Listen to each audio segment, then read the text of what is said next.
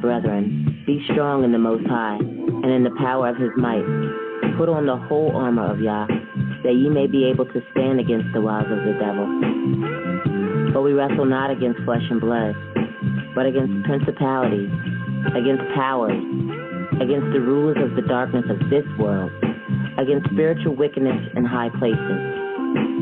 Wherefore, take unto you the whole armor of the Most High, that ye may be able to stand and withstand in the evil day. And having done all to stand, stand therefore, having your loins girt about with truth, and having on the breastplate of righteousness, and your feet shod with the preparation of the gospel of peace. Above all, take the shield of faith, wherewith ye shall be able to quench all the fiery darts of the wicked. And take the helmet of salvation and the sword of the Spirit, which is the word of the Most High Yah. 10, 9, 8, 7, 6, 5, 4, 3, 1.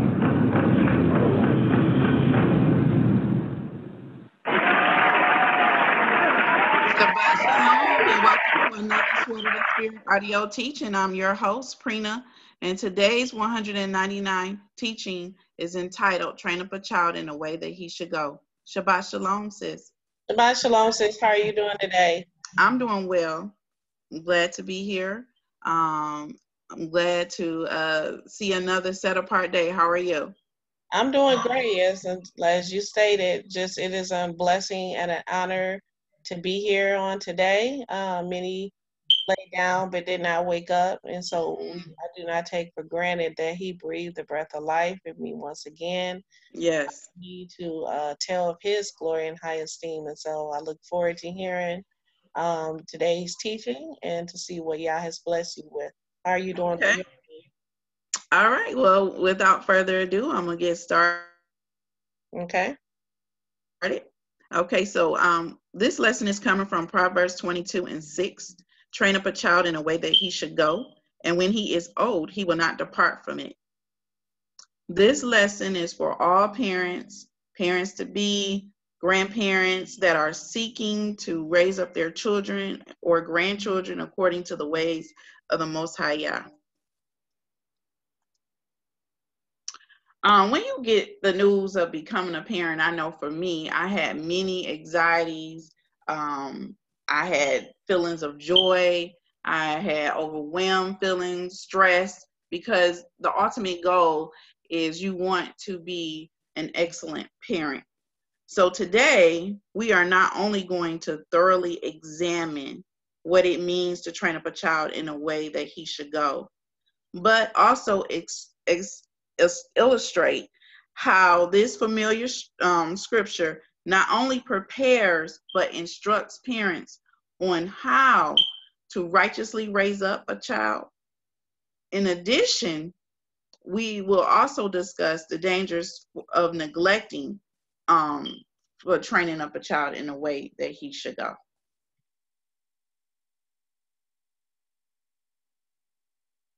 Children are a blessing and a wonderful gift from Yah. According to Psalms 127:3, children are a heritage from Yah, and the fruit of the womb is his reward. Heritage is inheritance that has been handed down from the past to an offspring from one generation to the next.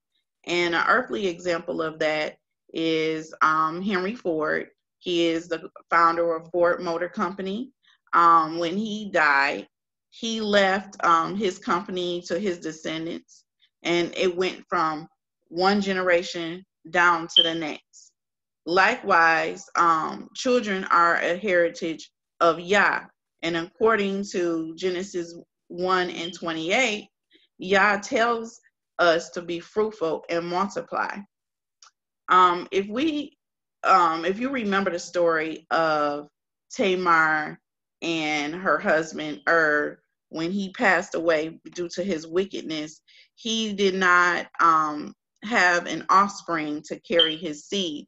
And so Judah told his son to sleep with his brother's wife to perform the law of a brother-in-law, where you raise up an offspring for your brother because he did not have a son to leave a descendants or inheritance. And so Omar did sleep with Tamar, but instead he spilt his seed on the ground, and so that it wouldn't produce an offspring.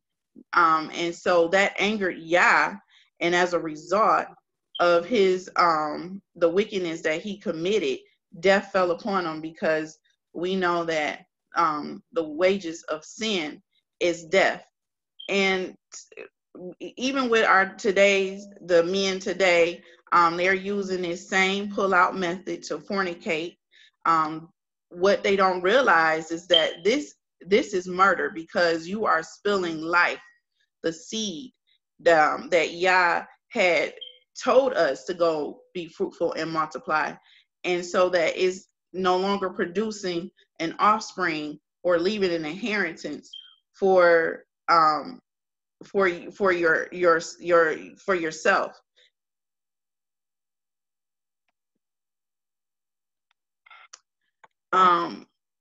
Just looking at this quote, we never know the love of a parent until we become one ourselves.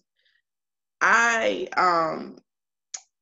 really had a difficult time really expressing the love that I felt or had for my child. But the moment that I held my baby and looked, like my eyes locked into her eyes, my heart began to melt. And so until you become a parent, you won't know what a parent's love is for your child.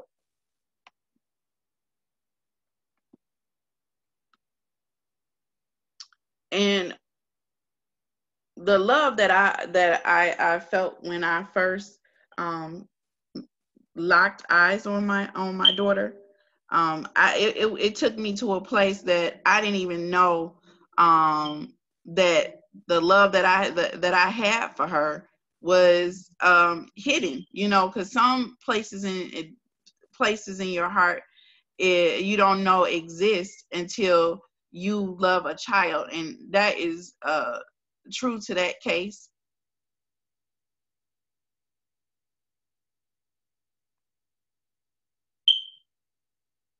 So let's talk about parenting. Parenting is not an easy task. Your plate is full all the time. You're either juggling between being a provider, a teacher, a nurse, being a nurse for a sick child, counseling, and so forth. So you endured, and also being a parent, you endure days where you are full of joy, and then other days you are in times of sorrow and heartache.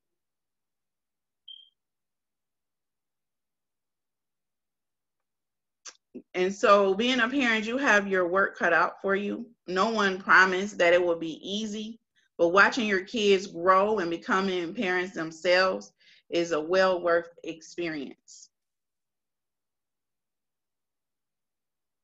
So before we get into training up a child in a way that they should go, we're going to spend just a brief moment on the marriage covenant. The marriage covenant can be found in Exodus 19, 3 through 8. Then Moses went up to Yah, and Yah called to him from the mountain and said, "This is what you are to say to the descendants of Jacob, and what you are to tell the people of Israel. You yourselves have seen what I did to Egypt, and how I carried them out on eagle wings, and how I brought you to myself. Now, if you obey me fully and keep my covenant, then out of all the nations you will be a treasured possession. Although the whole world is mine, you will be mine as for a kingdom of priests and a holy nation." Moses went back and summoned the elders of the people and he set before them all the words that Yah commanded him to speak. The people all responded together. We will do everything that Yah said. And Moses brought the answer back to Yah. Now the covenant was given to the children of Israel, descendants of Jacob, as a result of Abraham obedience and his willingness to fear and obey the Most High Yah. His righteousness, he was righteous in the eyes of Yah. And Abraham willingly offered up his only begotten son as a living sacrifice.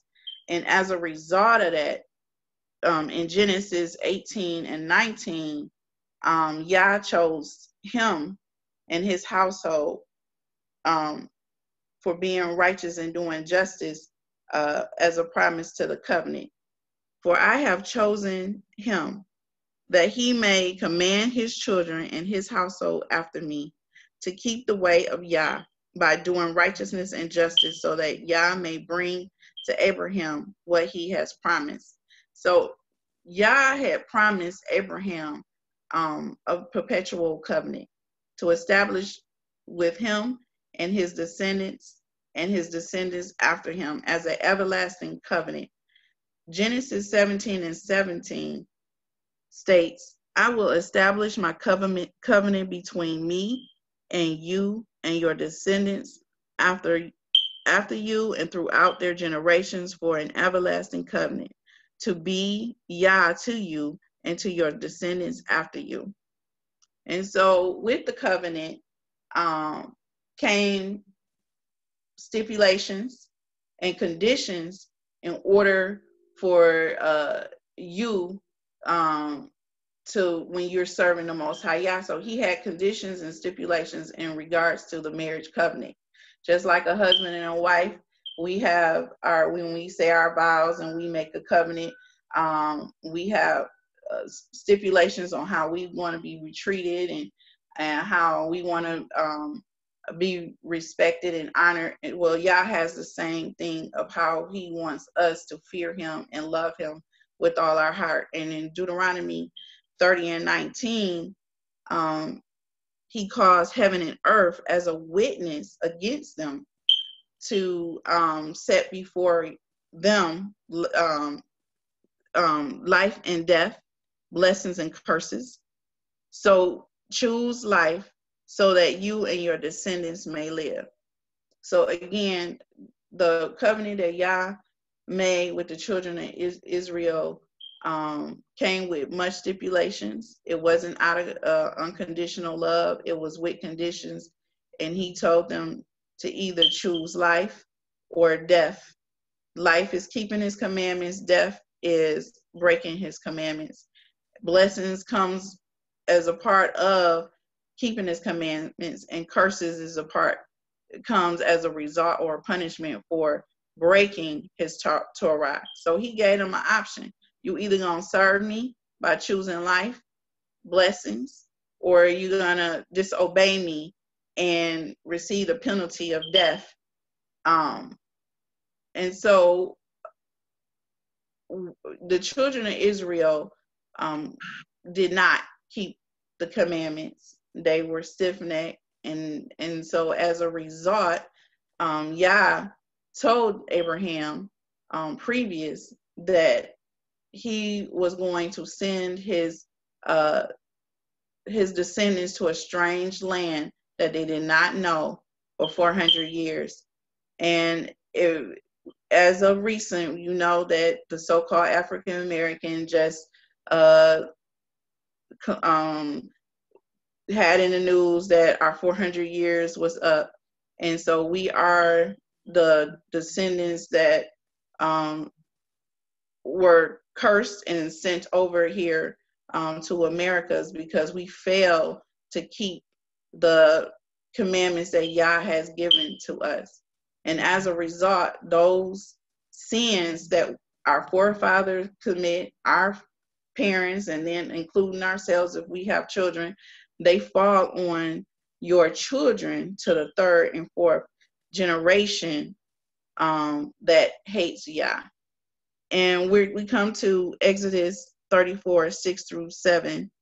Yah passed before him and proclaimed, Yah Elohim, a Yah merciful, gracious, slow to anger, and abounding in steadfast love and faithfulness, keeping steadfast love for the thousands, forgiving iniquities and transgression and sin, but who will in by no way clear the guilty, visiting the iniquities of the father on the children's and the children's children to the third and fourth generation. So we see here that Yah is gracious, he's merciful, he's slow to anger, he has a steadfast love for his people, he's faithful, he's also forgiving of those that transgress the law. But if you are walking in sin and you have not repented, by no way are you clear from your guilt, meaning you're not clear from the sins that you have committed against Yah. And so if you are walking in sin and unrepented sin, then he will visit the iniquities of the fathers on the children unto the third and fourth generation. And so fast forwarding now, our children that is over, we're here over in America because of our transgressions that our forefathers commit against Yah. And so remember, I mentioned that Yah told Abraham before the covenant even went forth that know for a certainty that your descendants will be in a strange land that they don't know, and that they will be afflicted and oppressed for 400 years.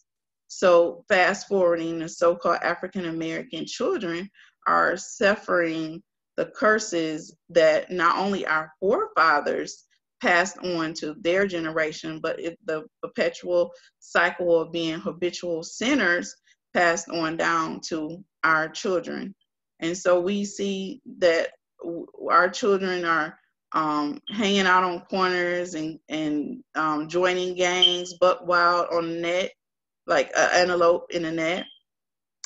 We have police brutality, where our men fear for their life and have no certainty. Our men are hidden in prison homes. Yah also told us that no man will buy and save us, no matter how much demonstration and marching that you do for justice. It will not come. He will redeem us. We have drugs, whether they're being so they're selling them or they're taking them. Now we have marijuana laws passed, and majority of our African American children are at the dispensaries. We have teenagers in sexual relationships at a young age, and as a result of that, teenage pregnancy is high among the African American children. STDs as a result of just sleeping around and fornicating. Then we have just the laws of gender neutral. And y'all tell us that, a man shouldn't lie with a man and a woman shouldn't lie with a woman. And with these laws passed, we have our children don't know who they are, claiming they a male instead of a female. Homosexuality is high among our African American children, and now transgender. And this is, a lot of this has come too from our social media and entertainment, and just our kids going by the ways of the world. And Yah tell us that do not be conformed by the world. We are to be set apart. And so since we stepped away from the covenant, we don't know who we are as a nation of people. And the downfall to that is that our children are suffering these curses because the parents stepped away from the covenant. Parental responsibilities. So as a parent's duty, our duty is to lead by examples. As Yah mold us, we are to mold our children. Our children imitate us as we imitate the Most High Yah.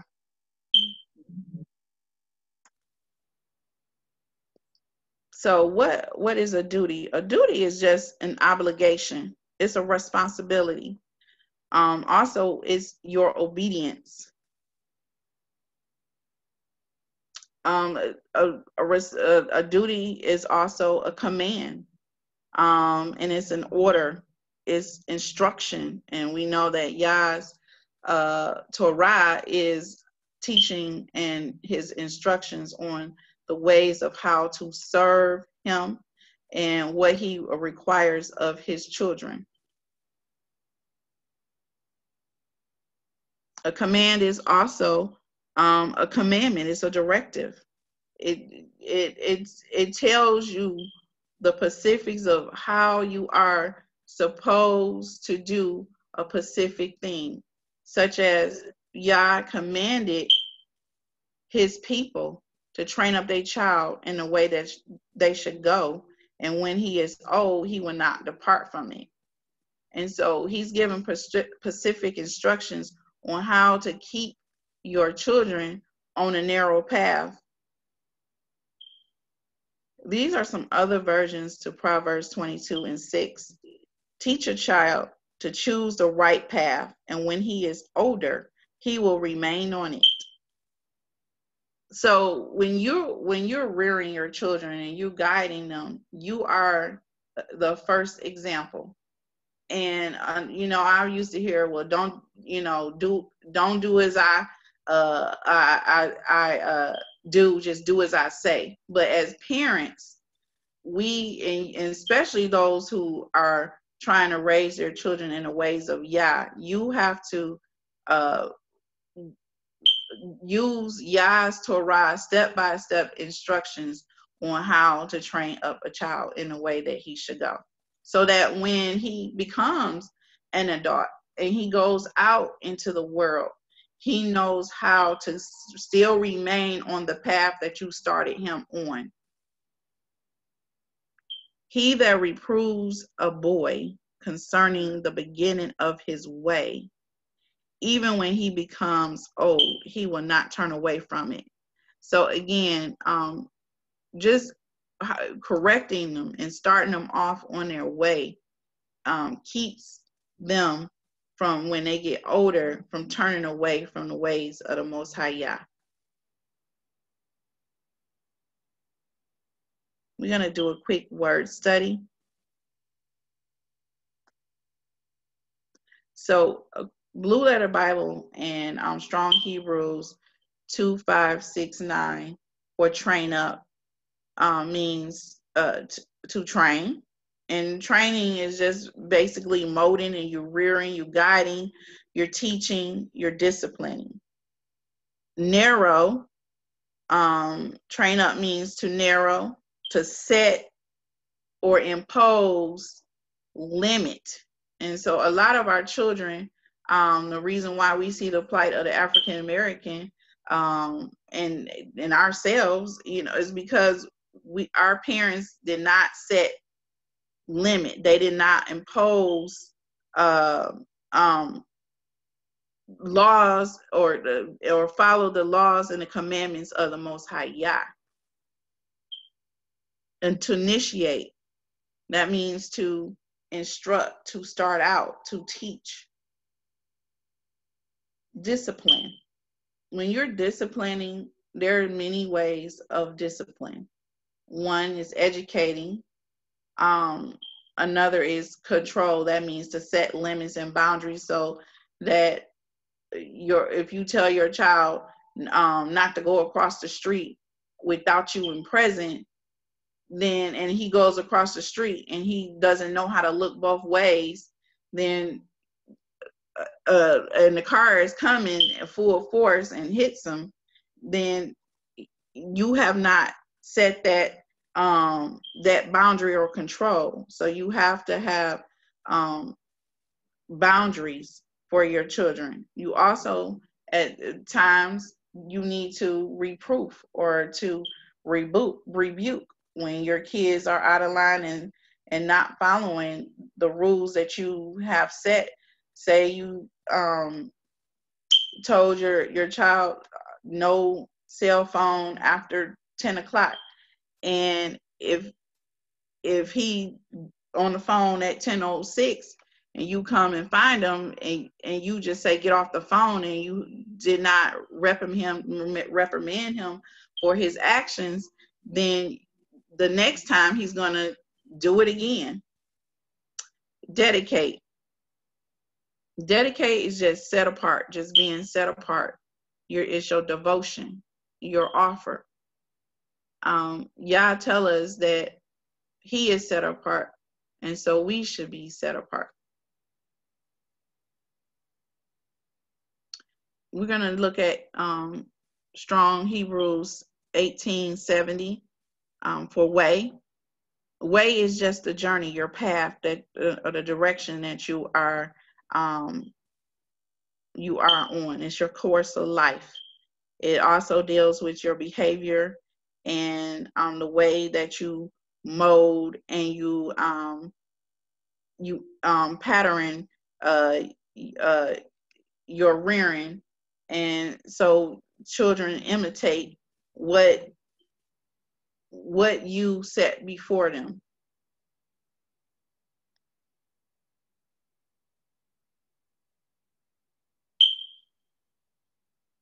Let's revisit Proverbs 26:6. Train up a child in the way he should go, teaching him to seek Yah's wisdom and will for his ability and talent. Even when he is old, he will not depart from it.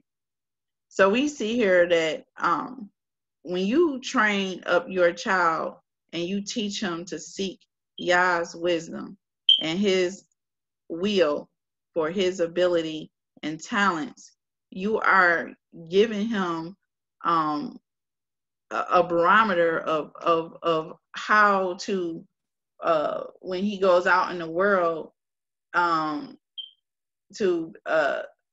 he's going out in the world and he's not or no longer around you, he knows how to continue on a narrow path and he won't depart from it.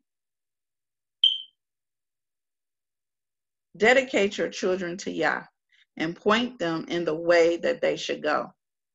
And the values they learn from you will be with them for life. So whatever you teach them, the values and the morals that you instill in your children daily, those are the things that stay with them for life. So if you're dedicating your children to the ways and you point them to the ways of life, teaching them the commandments, how to pray, how to treat your brother and sister, how to honor their parents, then you're setting the value of how they should behave when they get older. But when you don't set or don't teach them the commands or dedicate your children to Yah, then they become buck wild on the corners in gangs, disrespectful to not only their parents but other people, and the things that you taught them because you didn't teach them, they don't know the ways of Yah, and so they're going to behave in a manner of what they learn from you. So whatever values you instill in your home, those are the things that they're going to take out in the world with them.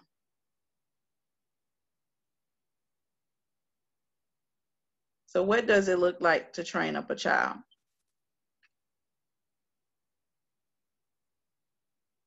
Deuteronomy 6:1 verses 2.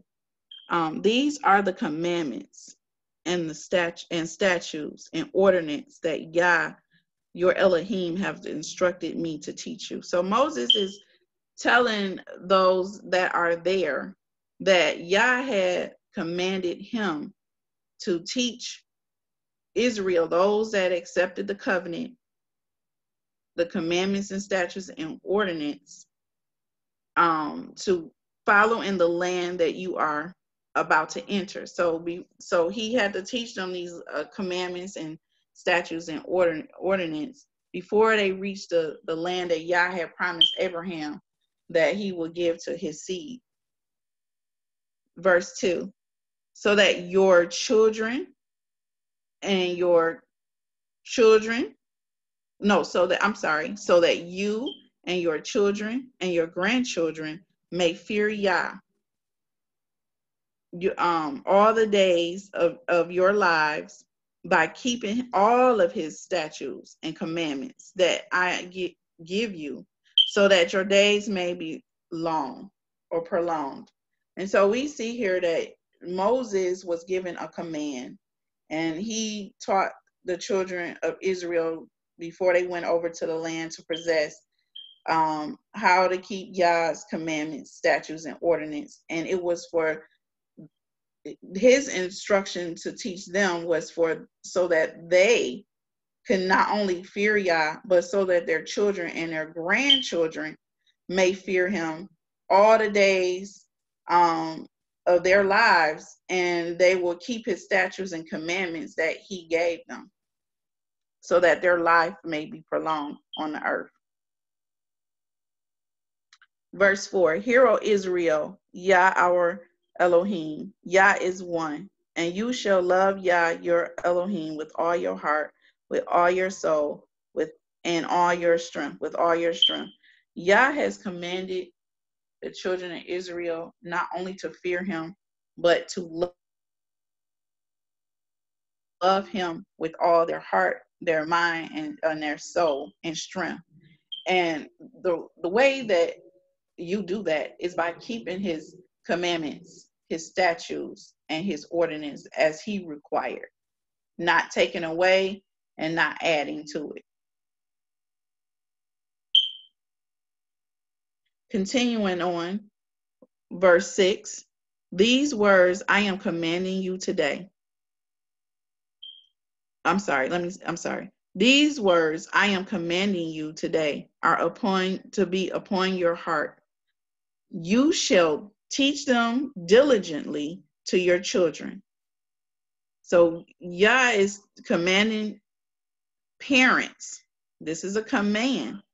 He's commanding parents to teach them to their children diligently, and to speak with them when you sit at home, when you're walking along the road, when you lie down, and when you get up. Tie them as a reminder on your hands and bind them on your foreheads. Write them on the doorposts of your gates of your house and on your gates. So Yah is commanding parents to teach their children all day. Because when you sitting in your home and you doing chores, or you're at the dinner table, you should be talking about Yah. When you're driving or walking outside along the road, you should be talking about Yah. Before you lie down and go to bed, you should be teaching them the commandments of Yah. When you get up in the morning, you should be teaching them the commandments and the statutes of Yah. And the reason why he is asking you to do this is so that it will be a constant reminder, because he said tie them as a reminder, so on your hands. So he said, so you won't forget them. This is so that you won't forget them and your children won't forget them. Remember, when you're training them up in the way that they should go, you are the one that are leading, and you the one that's guiding and molding them. And so Yah is expecting his people to teach their children diligently so that they won't forget his commandments. Verse 20, in the future, when your sons ask you, what is the meaning of the degrees and the statutes and the ordinance that Yah, our Elohim, has commanded you? So it's going to be a time, he said it's going to be a time in the future where your kids might question, like, why are we doing this? Why are we keeping the commandments? Why are we keeping the statutes and the ordinance? What's the significance of it? And he said that in verse 20, then you are to tell them, we were slaves of Pharaoh in Egypt, but Yah brought us out of Egypt with a mighty hand. Before our eyes, Yah afflicted great and devastating signs and wonders on Egypt, on Pharaoh, and on all of his household. But Yah brought us from there to lead us in and give us the land that he swore to our fathers. So the promised land that Yah swore to Abraham, Isaac, and Jacob, this is the promise that he gave to Moses for the children of Egypt when they came out of when he delivered them out of Egypt.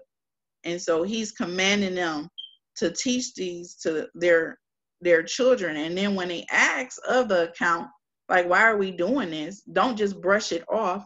You are to tell them so they'll know of the counts of how Yah delivered them out with a mighty hand and the love that he had for his people.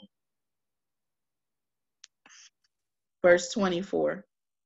Yah commanded us to observe all these statutes and to fear Yah our Elohim, that we may also be prosperous and preserved as we are to this day.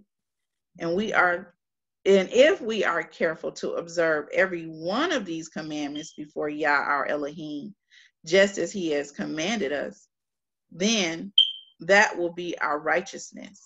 So Yah has commanded us to keep these statutes and to fear him so that we may be prosperous and that we may be preserved.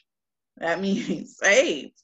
And if we're careful to keep them, then that is our righteousness. So this is what righteousness is. If you're keeping his commandments, his statutes, and his judgments, and you're fearing Yah by honoring what he has commanded, then this is not only being prosperous, as Joshua 1:8 states, meditate on his law, so that it is prosperous. And this is what is success. It is success when you meditate on his word day and night and not let it depart from your mouth.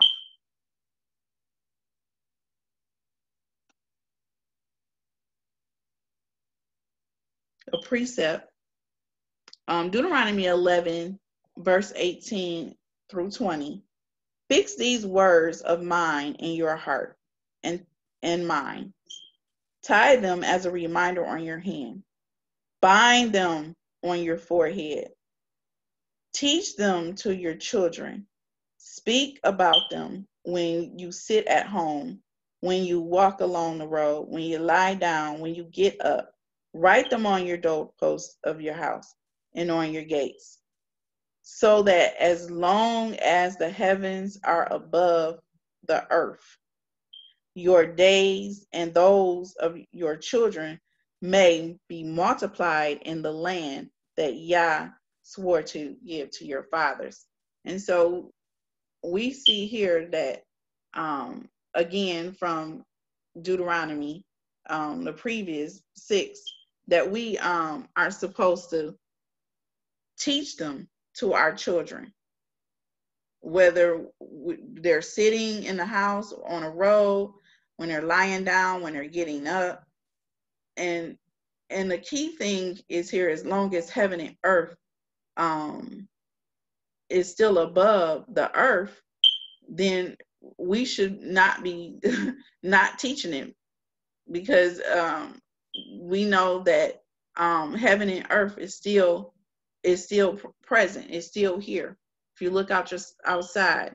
So we are commanded to teach our children and our children's children these commandments. Deuteronomy 34:46. He said to them, take to heart all the words I testified among you today, so that you may command your children to be careful to follow all the words of the law. So we have to take the words to heart. If you're not putting the words in your heart and preparing your heart to want to serve Yah, then your kids is not going to do it. So he's telling you, like, tuck it in your heart and you command your children. So not only you are supposed to do it, but you may command your children to carefully follow the rules and all the words of the law. Deuteronomy 4:9. Only be on guard and diligently watching yourselves, so that you don't forget the things you have seen, and that you don't slip, and so that they don't slip away from your heart as long as you live. Teach them to your children and grandchildren. The day you stood before Yah, your Elohim, at Horeb, Yah said to me, gather the people before me to hear my words, so that they may learn to fear me all the days they live on earth, and that they may teach them to their children. So Moses is commanded them, like, be on guard, be watchful, so that you won't forget what you've seen. What did they see? They saw Yah took them from the land of Egypt with a mighty hand. He not only did he take them out by a mighty hand, but he also destroyed Pharaoh and his household.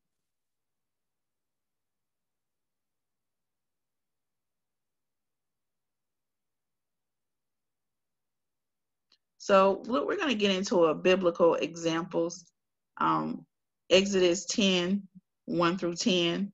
Then Yah said to Moses, go to Pharaoh, for I have hardened his heart and the hearts of his officials, that I may perform these miracles, signs of mine among them, and that you may tell your children and your grandchildren how I severely dealt with the Egyptians when I performed miracles, signs among them, so that all of you may know that I am Yah.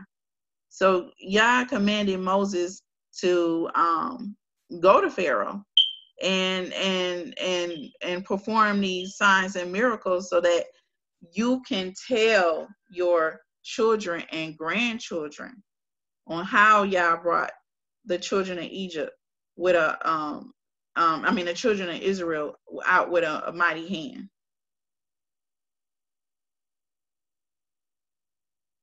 Joel 1,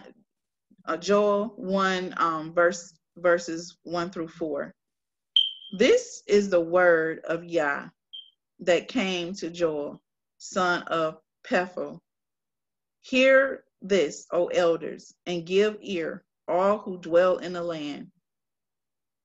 Has anything this year happened in your days, or in the days of your fathers? Tell it to your children, and let your children tell it to their children, to the next generation. What the devouring locust has left, the swarming locusts have eaten. What the swarming locust has left, the young locust has eaten. And what the young locust has left in destroying locust has eaten. I think it will repeat it. But anyway,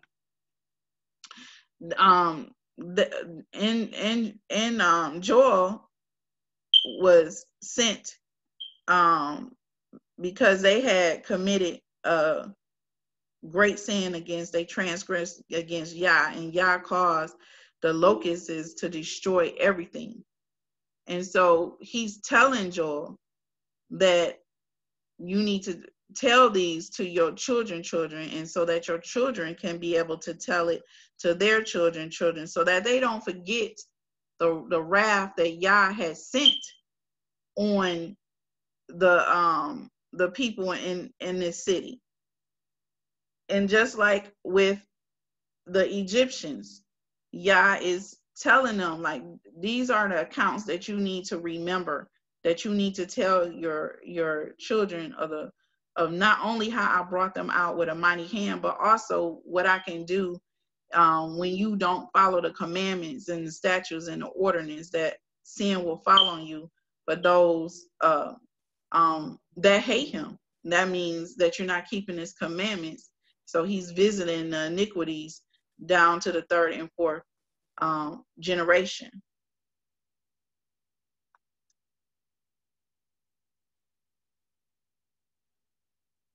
So when you're teaching your children in the ways of Yah, the Torah is meant for you to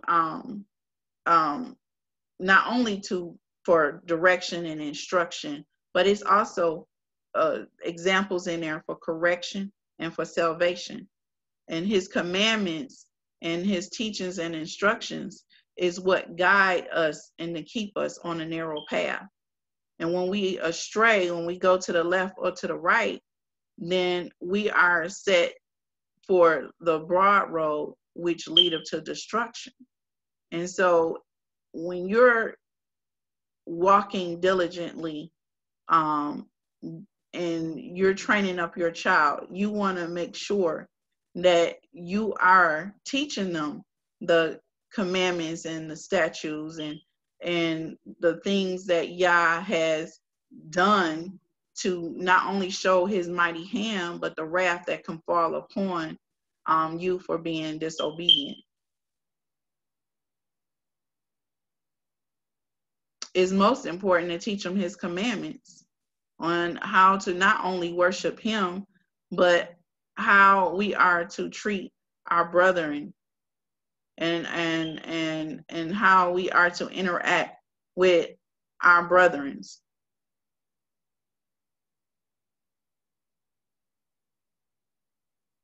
Another important thing to teach your children is to how to pray. You are the example. And when you are training your children in the ways of Yah, you are teaching them how to not only seek Yah and how to prepare their heart to love him with all their heart, mind, and soul, but you also are teaching them when they are transgressing his law on how to confess also their sins, because you are the example and they follow your lead. Studying is another studying Yah's word. We are to study to show ourselves approved, rightly dividing the word of truth, not unashamed and rightly dividing the word of truth.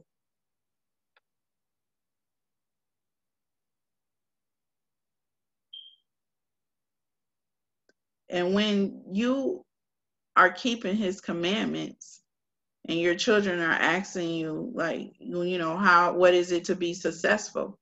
Well, you can take them to the book of the law and tell them that when you meditate on Yah's word day and night, and you are careful to do everything that's in it, then you are prosperous. You are successful.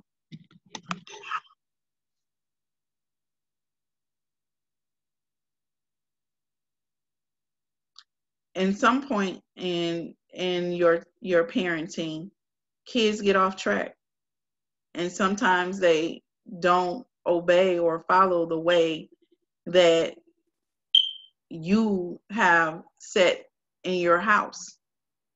And so they are steering towards the broad road. And as a parent, it is your duty to warn them that they are heading the wrong way and that they are transgressing against Yah. It is your duty to teach them what Yah has required in how to serve him. So you are warning them.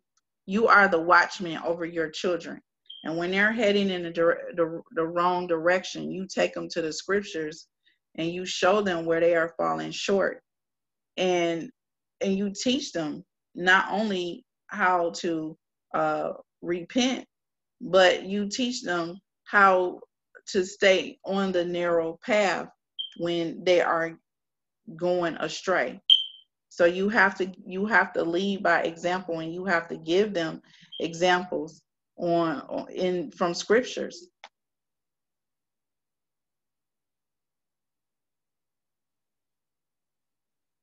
A children response. What we're going to talk about real quick. What is the children responsibility?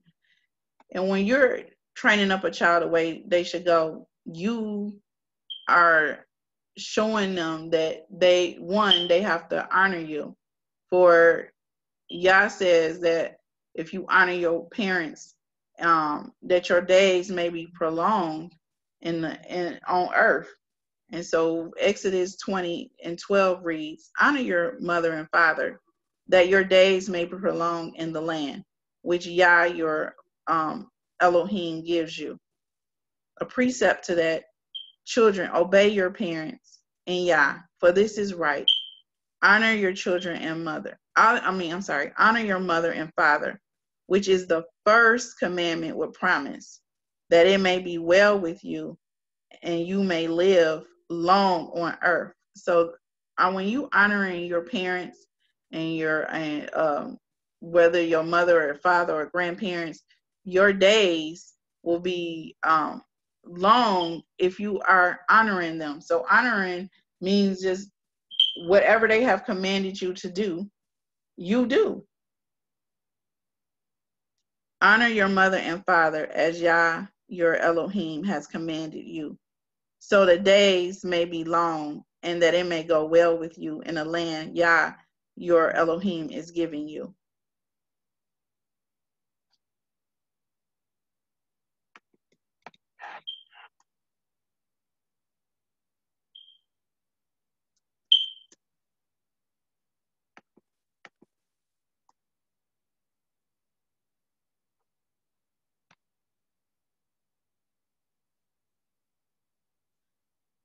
Proverbs 1:8, listen, my son, to your father's instruction, and do not forsake the teachings of your mother.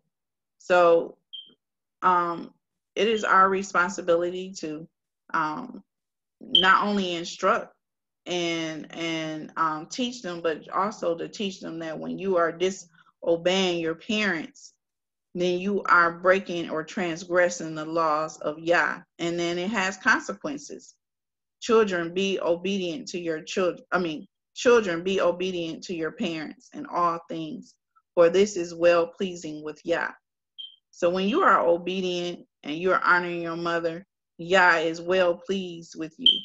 But when a child dishonors his mother or father, then the curse come upon them. Because Deuteronomy 27:16 read, curse is anyone who dishonor their father or mother. A precept, anyone who curses his mother or his father or mother shall surely be put to death. This is Exodus 21:17. If anyone curses his father or mother, he shall be put to death. He has cursed his mother, he has cursed his father or mother. His blood shall be upon them. This is Leviticus 20:9. So we see here that when you dishonor your parents and you curse your parents because maybe they told you couldn't go to the dance, and now you want to call them out their name, or you dishonor your mother or father. They told you that you went to the store and you stole something, and now they have to come see about you. These are when your children dishonor you, they bring curses upon themselves, and it's the parent responsibility to teach them the ways of Yah, and to teach them that when you break his commandments, there are consequences that come along with them. And according to the scriptures that we just read, death, which is the sin is the penalty of death, is a part of them being dishonoring their parents. And when you curse your parents, it says that the blood will be upon his hands. So your children will have your blood upon their hands if they don't repent. And so it is very important to teach your children how to honor and how to obey you.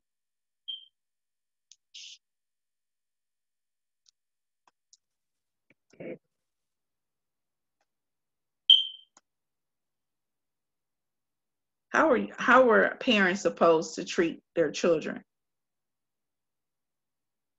Well, before we get into how we are supposed to treat, we're gonna just spend just a few minutes on parenting styles.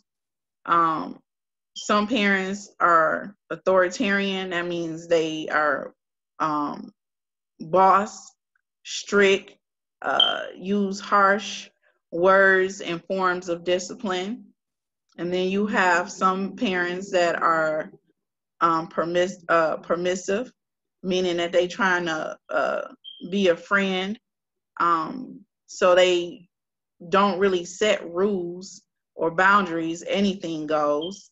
And then you have the minimists, and those are the ones that are parents that are uninvolved and emotionally disconnect.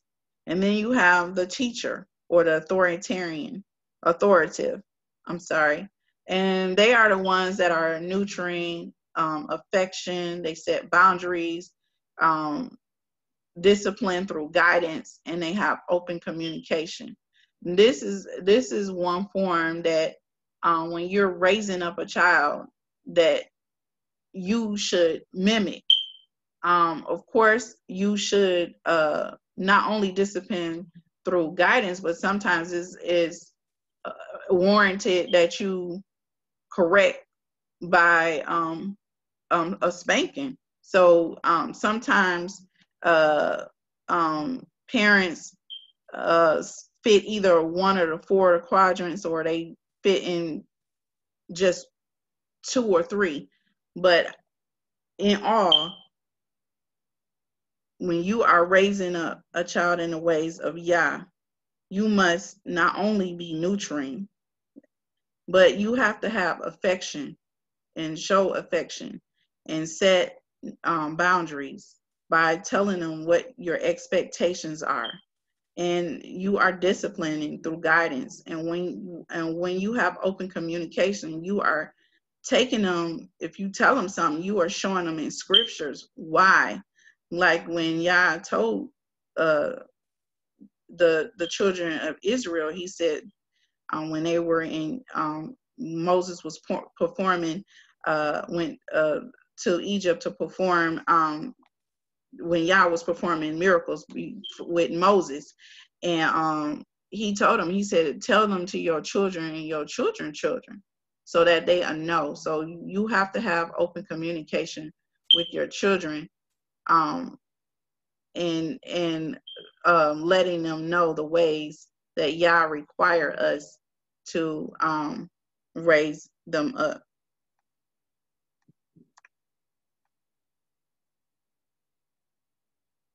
Fathers, do not embitter your children, or they will become discouraged. And so when you're raising a child, you should not be belittling or cussing them out or using harsh words, because then they become discouraged. And Yah says that when you turn a child away from him, then it's a sin to you.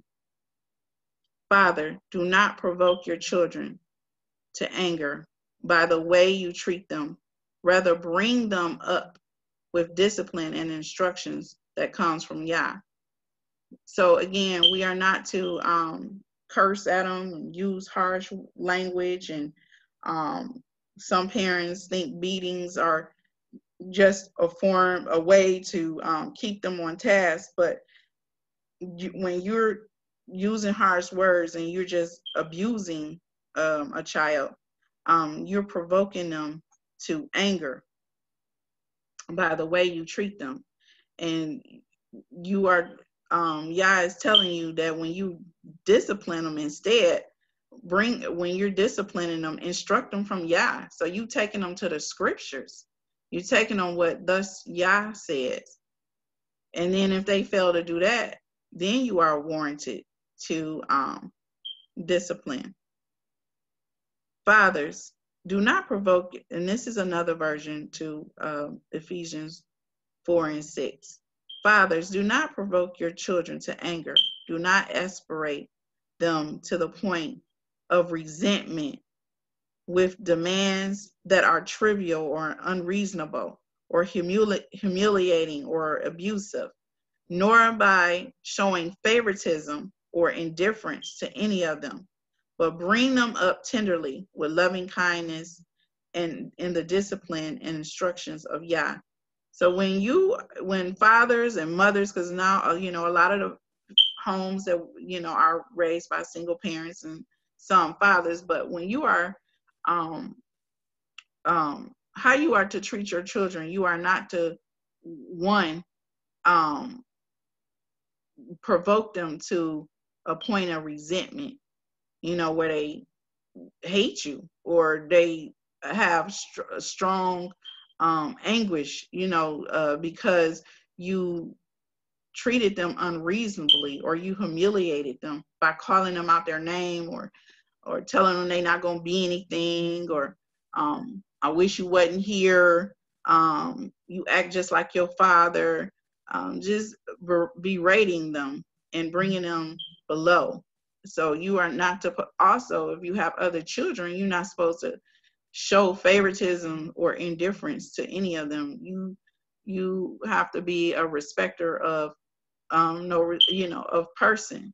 So you can't just like one child over the other and it shows, because children know when you are showing favoritism or indifference to how you treat their siblings, because you might have one that you favor the most, and so whatever he asks for, you will just give it to him. And then the other child, you just don't even, he might need some shoes or whatever the case may be, and it's always no, no, no, no, no, and so the kid eventually will see the favoritism that you show, and the difference that you show between each other.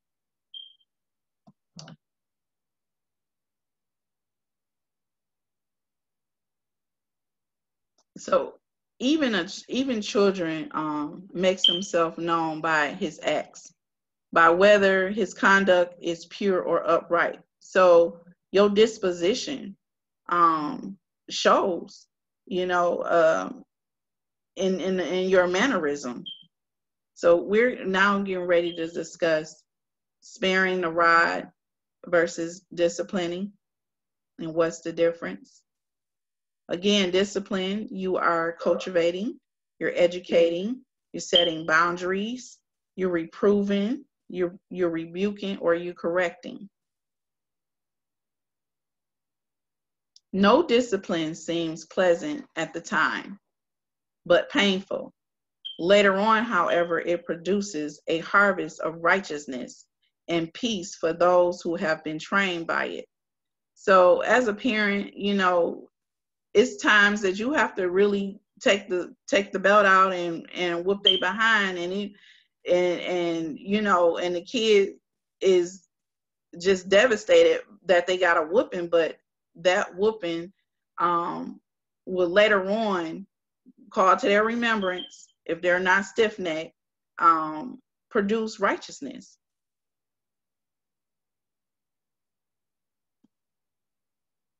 If discipline, it is for discipline that you have to endure. Yah is treating you as sons.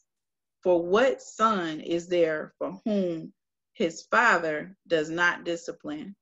So Yah tells us that he corrects those or chastises those that he loves. And so what he is, if he's treating you as a son when he's correcting and when he's disciplining you or rebuking you, and he is expecting you to do the same to for your children. Foolishness is bound in the heart of a child, but the rod of correction drive it far away. So children, they have no sense of right and wrong. It's you that are the sole force of teaching them what's right and wrong. And so here is saying that when you have a foolish heart or of a child, then you have to use the rod of correction to drive it from him. Whoever spares the rod hates their children, but the one who loves their children is careful to discipline.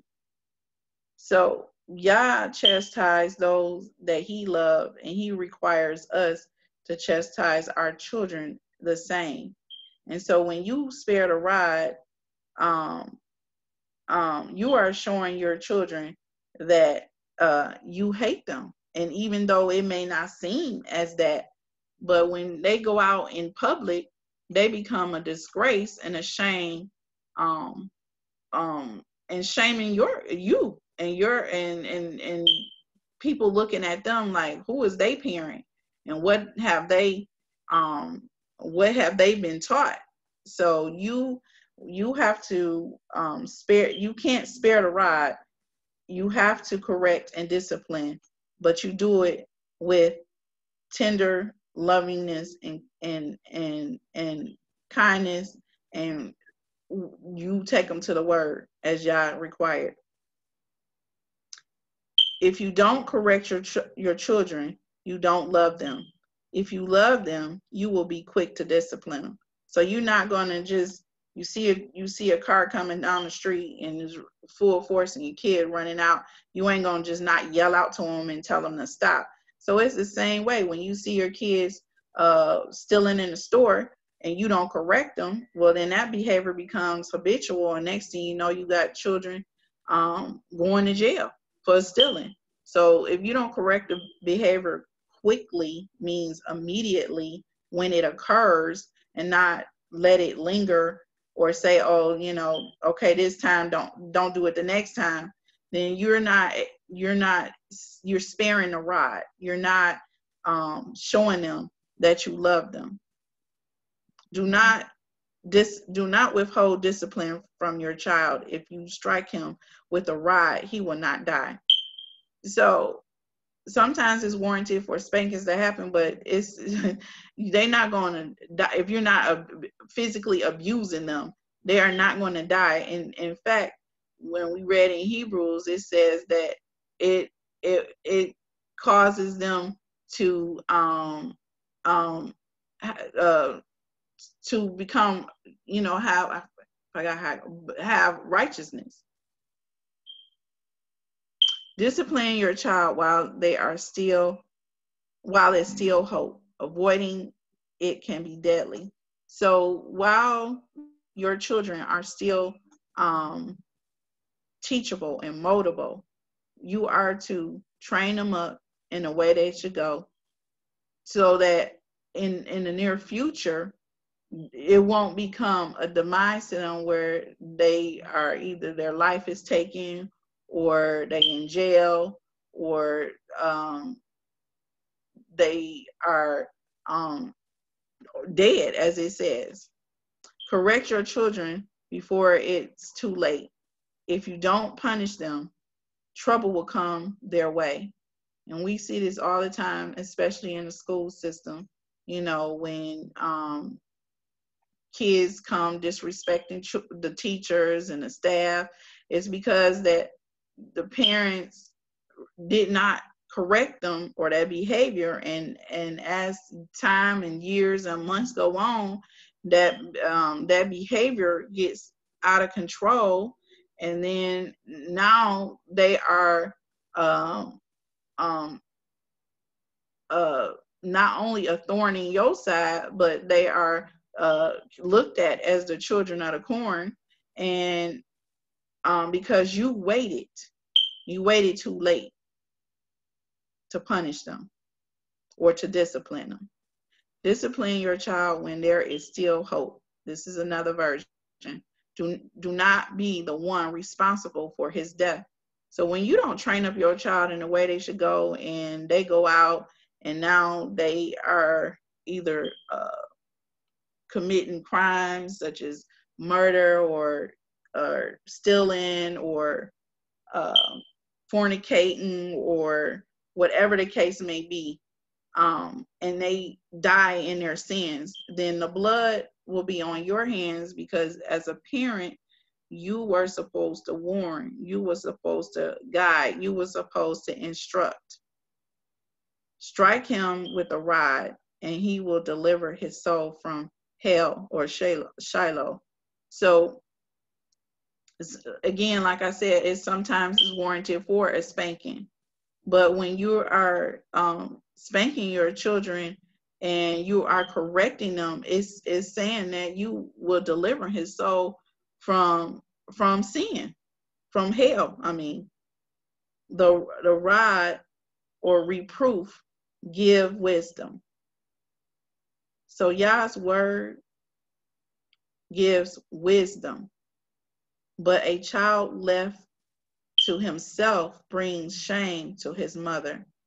So when you're not disciplining them and you're not teaching them the ways of Yah, and he go to school, or he goes out and steal, or he goes to school and cuss out a teacher, that child is bringing shame to his mother, and that's because she did not reproof.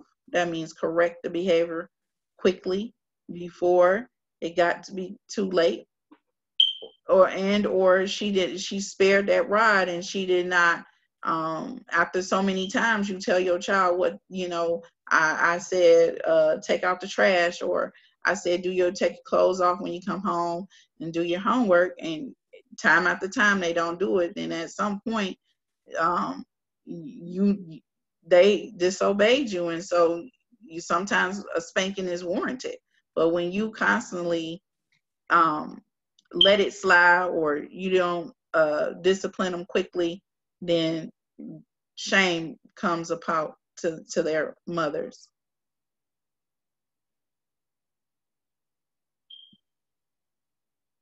Disobedient and rebellious children.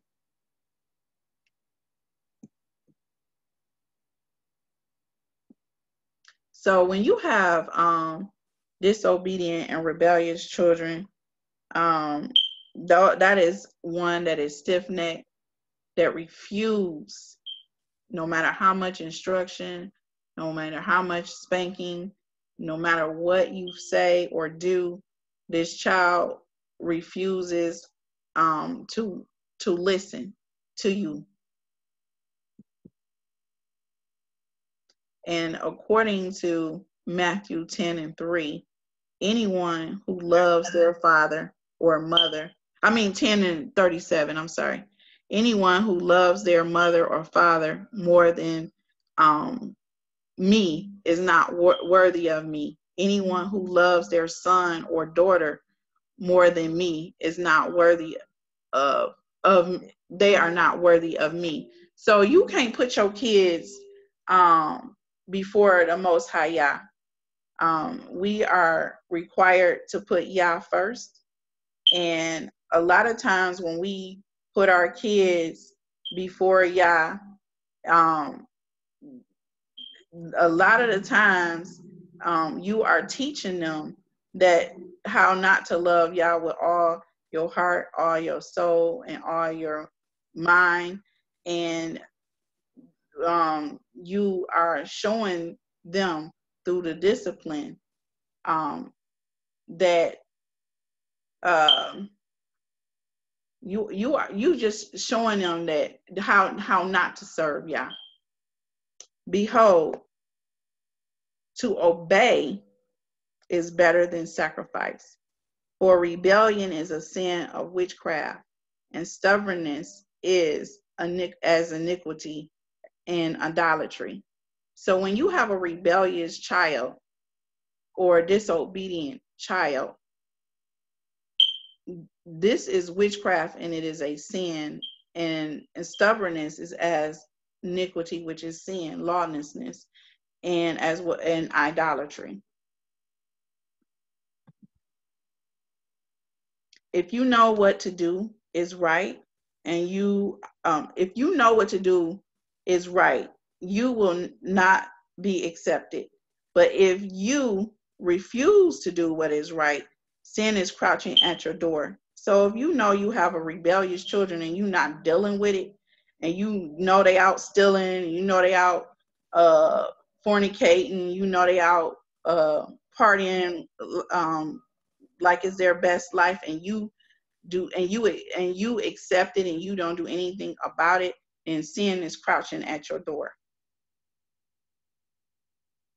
Therefore, whoever knows the right thing to do and does not do it, it is sin to him. So parents, when you see your children being rebellious and or being out of control, and you just overlooking it, then that's sin to you, because you know that you need to step in and correct the behavior, but you fail to do so. So when you do, it is sin to you.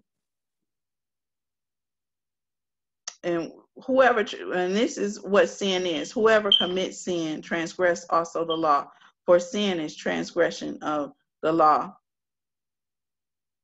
The house of the wicked shall be overthrown, but the tents of the righteous shall flourish. If you have any iniquity, throw it away, and do not let evil reside in your house. I mean, it comes a time when you have rebellious children, especially older teenagers or grown kids, that if they not going to follow the commandments and the statutes and the ordinance that you have set before them, then you have to throw them out, put them out, cut them off, because Yah requires that you do not let evil reside in your house.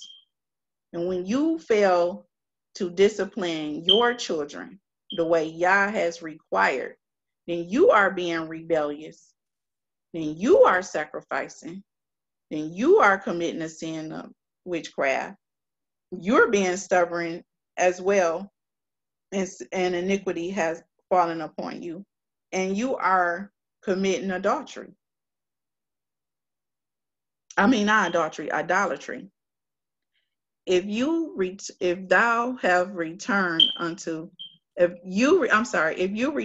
the Almighty, then you shall be built up. If you remove unrighteousness from your tents.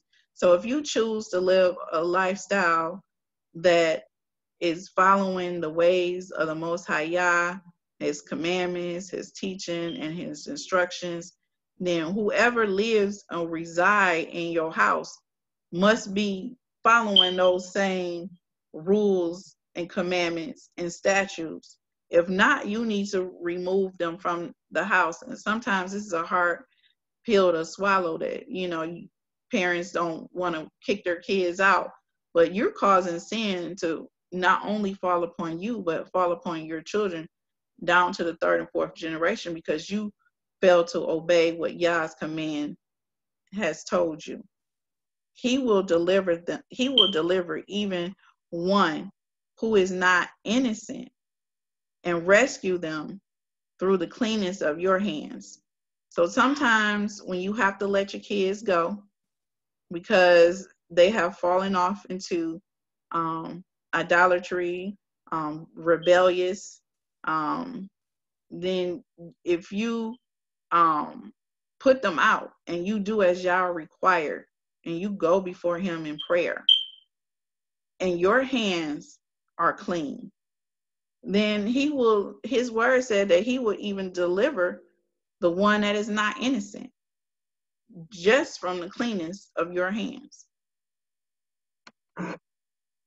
Another version reads, even those who are guilty will be forgiven because because you obey Yah.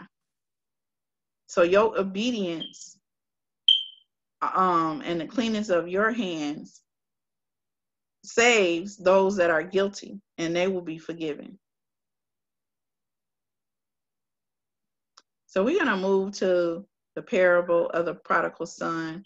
And in this parable, is in regard to how a father trained up his son. And then when he became older and he found out his ways, he returned back.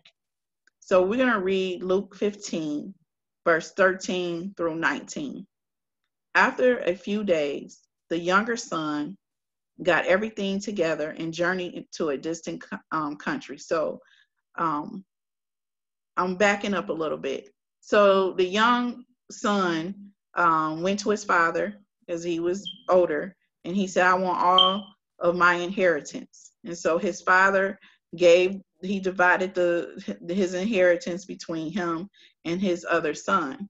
And so a few days has passed after he received his inheritance, and he goes away to a distant country where he squanders his wealth in wild living. So he's foolishly, wickedly, just spending it up. Verse 14. And after he had spent all, a severe famine swept through the country. So a severe famine swept through that country, and he began to be in need. So he went and hired himself out to a citizen of that country who sent him to the fields to feed the pig. So after he spent up all the money from his wicked and wild living, a severe famine came upon that country, and he had nothing. So he hired himself as a slave to a man, and he worked in his field to feed the pigs. He longed to fill his belly with the pods that the pigs were eating, but no one would give him a thing. And so finally he came to his senses and said, how many of my father's servants have plenty food, but here I am starving to death. I will get up and go back to my father's house and say to him, Father, I have sinned against heaven and I sinned against you. I am no longer worthy to be called your son. Make me like your hired servant. So we see here that the young man, when he realized and he came to his senses after no one would feed him, and he sat and pondered on how well his father take care of his servants. And he had a change of mind. So he, at this moment, is repenting that he had sinned against the father for going out, squandering the wealth that he was given, and living wickedly. And so now, fast forwarding, he's returning back to his father's house. So he got up and went to his father's house. But while he was still in a distance, his father saw him and was filled with compassion. And he ran to his son and embraced him and kissed him.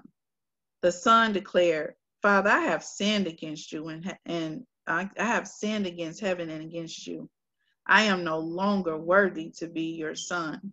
And so he was repenting before the father with a change of heart.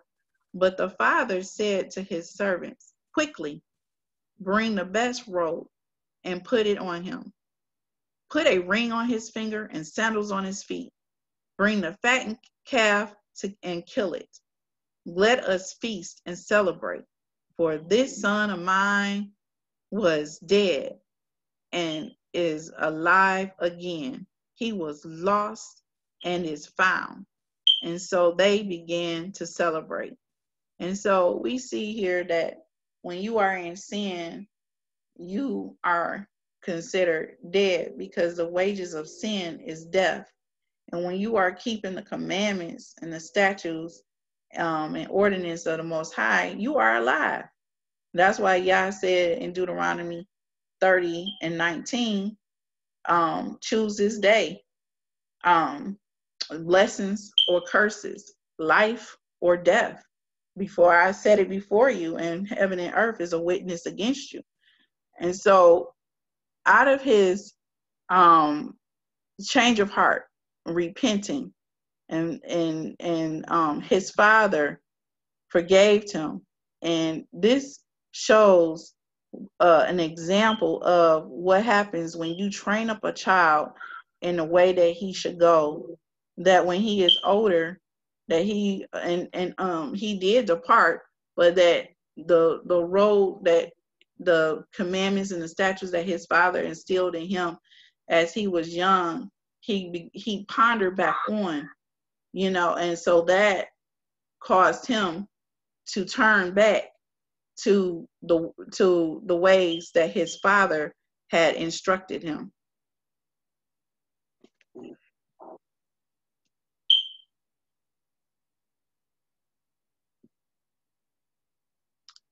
So when you dedicate your children to Yah and you point them the way that they should go, the values that you teach them, they have them for life. And we saw that in the prodigal son. He was reared up in a way that he should go, but then when he got a hold of some fortune, he went to a distant country to squander it and living wildly. But then once it was gone and he was no one fed him, he realized that his dad's servants are not only eating well, but he realized that how well that his dad took care of him. And so he felt he had a change of mind, and so he repented that he had sinned against his father and what his father had taught him. And so he went back to repent, and then his father accepted him back. So we have to train up our children in the ways that the Most High require us. So what type of inheritance do you want to leave your children? One that leads to salvation, or one that corrupts with moth corrupts? So when you're teaching your children the word of the Most High Yah, you're putting them on the path of salvation. But when you're leaving them tangible things such as a company, a business, or a house, or money, that's not teaching them how to, in the end, stay on the road to salvation. Another way that parents lead them off the path is when they're not on one accord. When one parent has one set of parenting views and another one has another parenting views, and it causes conflict and arguments. And so what happens is you are not equally yoked. You have to be equally yoked with your spouse and on the same page with parenting. And when you don't, one parent might be lenient and one parent might be stern, and so you give mixed emotions or mixed signals, and that child don't know which path to stay on, and so they 9 times out of 10 they end up on the broad road that leads to destruction. This picture right here is an example that even animals can be an example of how to train up your child. And we see that this duckling, the ducklings are following a mother in a straight row, and they're not going to the right or to the left. They stand right behind her, following her every lead. And that's how Yah expects us to train up our children. Our children are supposed to follow us, and we are supposed to guide them on that path. And they're not supposed to deviate to the right or to the left. And when you train up your child in a way that they should go, just as we see from the example in the with the ducklings, they're in the middle of the street, but the mother is guiding them. And so when your children is disobeying you and going a different direction than you, it harm and destruction come their way. But when you're following the lead of a parent, they're being protected. And when you have disobedient children that are stiff-necked and refuse to follow, and you refuse to teach them in the ways of Yah, and you're all over the place, then you have an end result of what we call the children of the corn. That's just out of control, off the chain, don't respect no one, and not even including their parents. And they're bringing shame to their parents.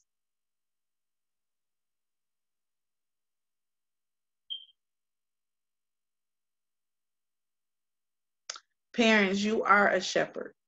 You are to guide. A shepherd keeps the sheep's on close watch, and that's what we are supposed to do with our children. We are the light that is supposed to draw, not only keep them safe, but we are also the watchmen, where we warn when we see destruction coming our children's way. We don't sit back and allow them to stay in their wickedness. So we have to be the light to them. And as Yah's word is a light, a lamp unto our feet, we have to light that lamp and with Yah's word, so that the light will be up under their feet as well, and so that they won't astray from Yah's teaching and instructions.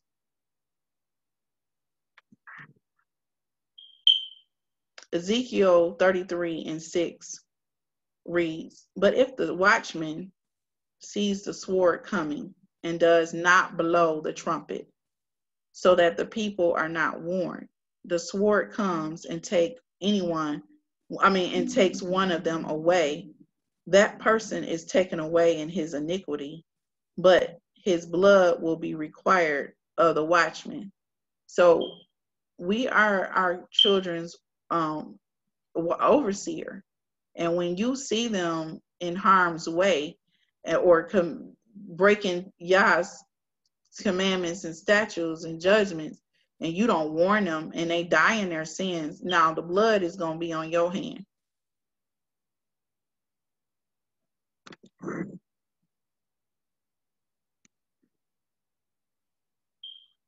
One of the greatest things that you can do for your child is to instill the love of Yah, and where they want to serve him with all their heart, mind, and soul and strength. And so you want your children to grow to love the Most High Yah above anything else. And the only way you can do that is if you train up a child in the way that they should go, by leading by example, showing them how to love Yah with all your heart, mind, and soul, by studying his word, by seeking his face, by praying, by repenting, by treating your brothers and or your neighbors with a loving heart. When they see you treating others with respect and with love, and as Yah has required, they will do it. But when they see you with discord and nasty and hating your brother without a cause, your kids would think that's okay. So because remember, they mimic you. You are the role model, and you are molding them to be what they are going to be when they become an adult.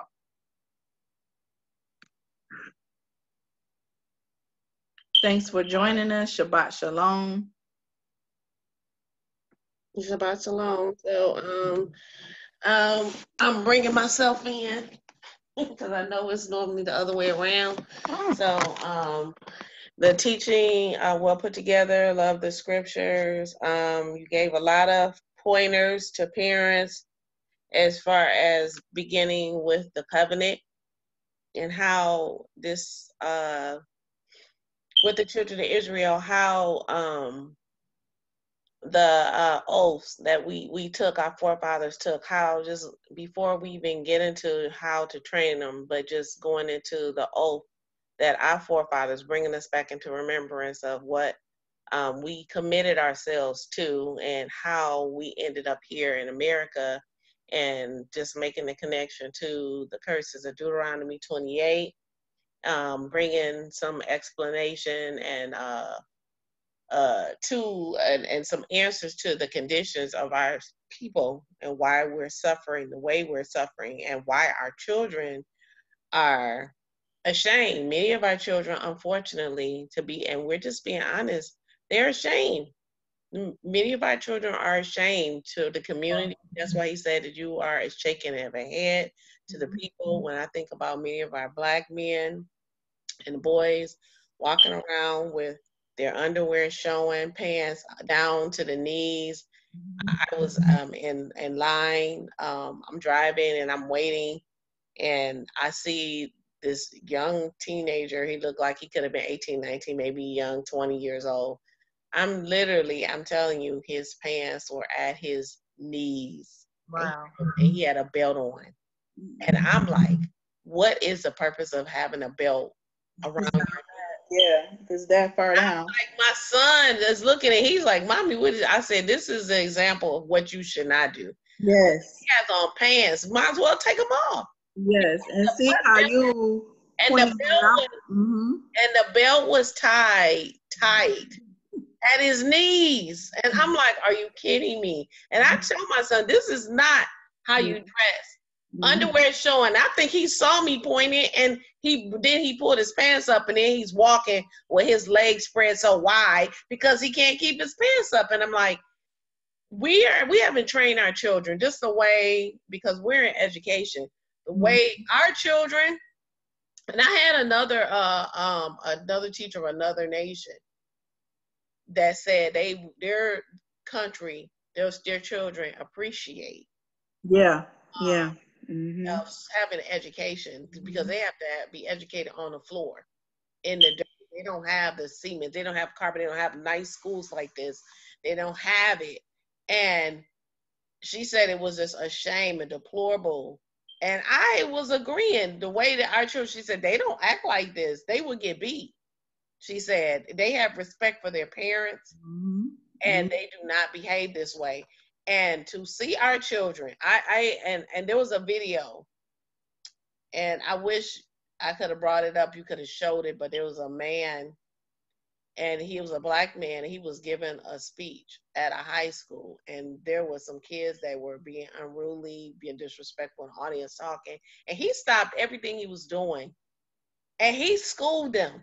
And he said, I'm going to say this. He said, I travel all across the country, all across different nations. He said, I've been to many different countries. And he said, the only time I have ever been disrespected, and is, he says, is when I present to an audience of African Americans. Wow. He said, when I go and present to other nations of children, he said they are quiet. He said you can hear a pin drop. They're very respectful. He said it is only our children. Mm-hmm. And he corrected that gentleman on the spot.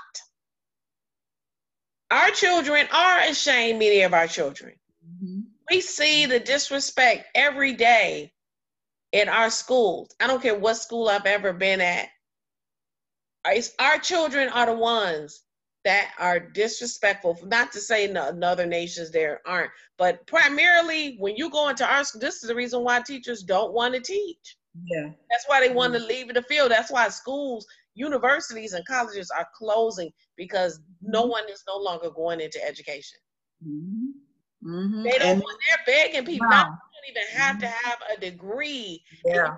You can have an associate's degree. You don't even have to have an associate. If you got 60 credits, they're just Yes, you could be a teacher. to teach our kids now because no one wants to do it. Yeah.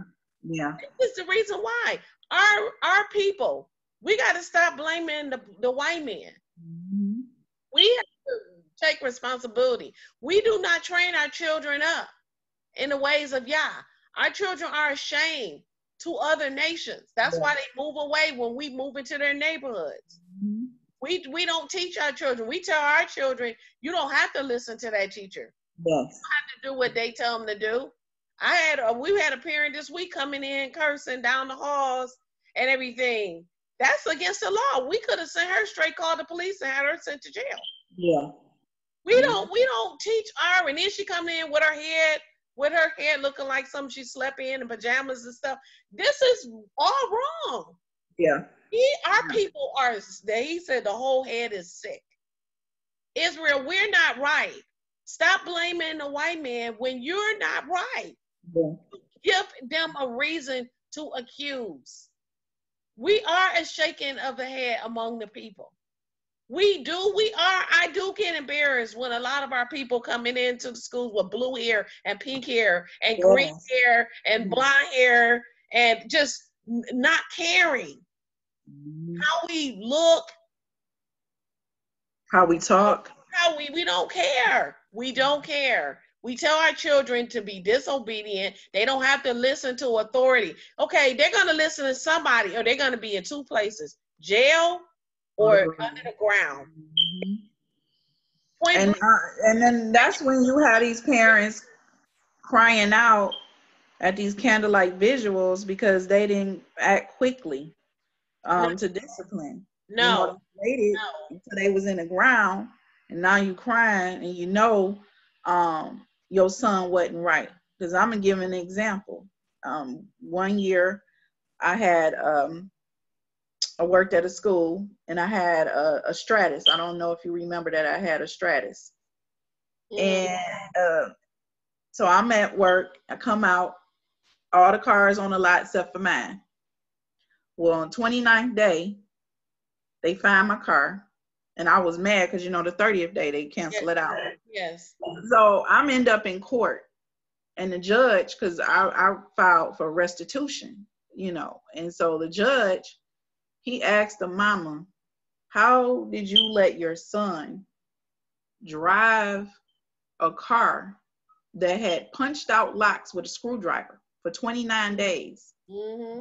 And she couldn't even, she said, well, he told me it was his friends, and I believed him. You know. In the free ride, didn't care. Exactly. And so you can't condone your kids' unrighteousness and wickedness, because then when they end up in the grave or in jail, now you want to fight the system, you know. But you was the one that got them in the system or got them to the ground. And that's why y'all said when you don't discipline and you don't raise up your children in the ways that they should go, the end result is if they die in their sins, now the blood is going to be on your hands, and you are going to be guilty for your son's death because you did not take the necessary or the precautions to prevent him from going the way that he went in the first place. Yes. So we got to just do better as a nation of people. We have to train our children up. We have to be responsible. Yes. Hold our children accountable, not co-sign and make excuses and justify for their wickedness. And as Prina said in the teaching, we have to love Yah first. He has to be our first priority. So we cannot make our children our idols. We cannot overlook their sin. We cannot tolerate sin. And like I tell my son all the time, if you want to serve, if you want to live in this house, we serve Yah. That's who we, if you don't want to serve him, you're going to be gone. You're not going to be here and be wicked, and I'm not going to allow it. So if you're grown, many of us, in Israel, many of us we lived in the same tents. We lived together in families, and that's okay. You don't have to, just because your child turned 18, send them out to the woods. If they're not married, it's fine that they're there as long as they're contributing, they're working. You don't want a lazy child. No. They're grown and now your child, my child grown. Oh, he's gonna be working and going to school and contributing in some way. You're not gonna just be living off of me and I'm paying the bills and you're here and you're grown and able bodied. They should be working and contributing. There's nothing wrong. Israel, they did live together. Yes. Your adulthood, there's nothing wrong with that. When you get married and you going off, but you're not gonna live with me and fornicate. My son is not going to live in my house and him and his girlfriend can come and spend the night and they can fornicate in my, now you bringing sin in your house. We're addressing a lot of things because a lot of things and I'm talking about Israel because our forefathers made a covenant. So that's who I'm addressing. We allows many things to occur in our household that we should not because they are grown. If this is your house and your children are living with you, that's fine. If they're grown and they want to live with you, they're contributing, that's fine. However, if you're not married, your boyfriend is not coming and spending the night. If I know that you are fornicating and you are sinning, you're not living and serving Yah, you can't live in my house. You have to go because you're not going to bring your demons back to my house. And as parents, we have to be able to separate the two. We have to be able to, that is very hard because as Prince said, you love your children, but at the end of the day, who do you love?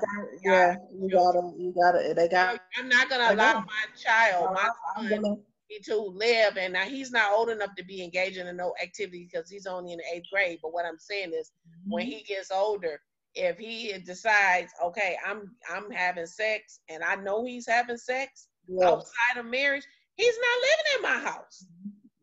At that moment, you are made the decision that I'm ready to leave and be off on my own because I'm not going to tolerate it. And so we have to make sure that we, again, are warning our children. We're being a watchman. If we know about the sin, we cannot tolerate the sin. We are to encourage and to discipline. We're not to spare the rod of correction or discipline or even punishment if it is necessary. Yes. And we just can't say, oh, kids gonna be kids, because I hear that all the time. Stop laughing at kids when they're when they cursing and at a young age, and then when they get older, you want to knock them out because they don't. Yeah, because they curse every word in the book. Yes, it was cute when they was 2, but now when they cursing you out, now it's not. It's not cute. It's not. And so we have to be better examples. And my son sees me pray.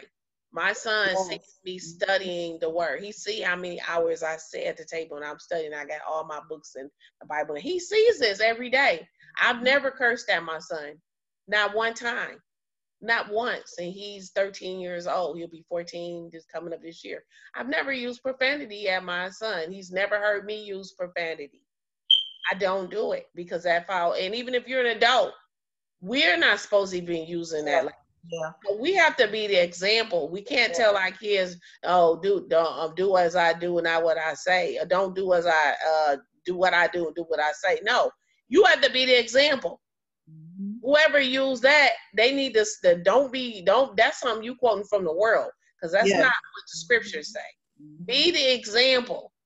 Be the leader and the true head in your household and allow them to see you. If they're going to follow your lead, just like Prina showed the picture of the duckling, they're going to follow your lead. So where are you leading and what path are you setting your children on?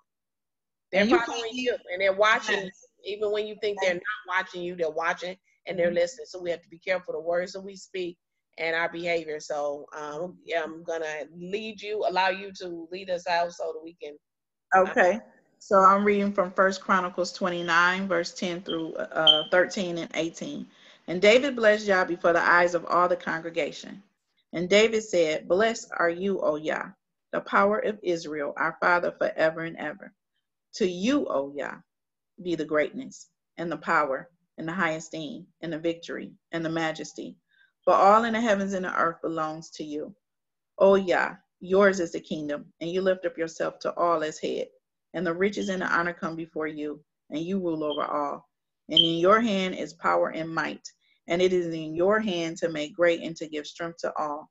And now our power, we're giving thanks to you and giving praise to your high esteemed name. O Yah, the power of Abraham, Isaac, and Israel, our fathers. Keep this forever for the intent of the thoughts of the heart of your people, and prepare their heart toward you. In Yeshua's name, so be it. Sure, nice. We thank you for being patient with us the 3 weeks. We did not have a lesson. We took a brief sabbatical, and I will be back next Sabbath teaching. Will not be revealing what that teaching is, but I look forward to bringing forth another teaching, and Yah willing, we will be back on next Shabbat. And we just want to thank you for joining us, and may Yah bless you all. Shabbat Shalom.